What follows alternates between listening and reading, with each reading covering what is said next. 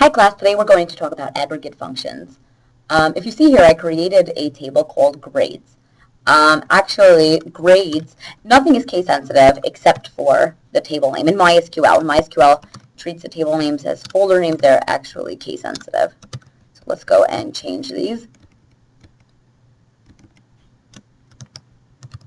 from grades. Okay, so I want to talk about a few things. The first thing I'm doing is creating a table. I'm calling it grades.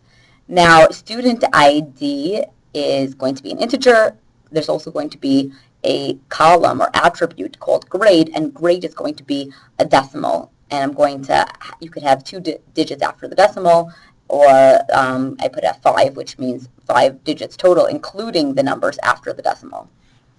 Then I want to insert rows. So ID1 got a 55.5. Who got a 55.5 in my class? I don't know.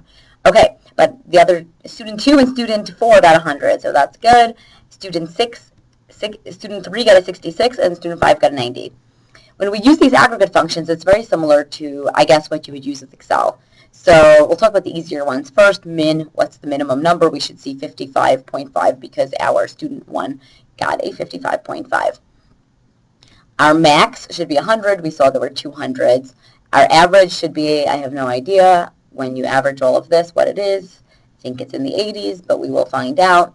And the sum, again, we would have to add up probably 400 something. We'll see exactly what it is. So let's do it. Let's run it and see it. Go.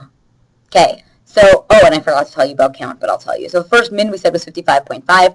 Max is 100. The average grade was 82.30. And the sum was 411.50.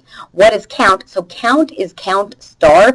You can say count star, or I could have said count grade. In this case, it's the same thing. It's just the number of rows. So in this case, we returned, there were five rows. So count star gave us 5. Count grade also, there's 5 grades. So count is just the number. We'll just return the number. So we had 5 different students. So that was count grade.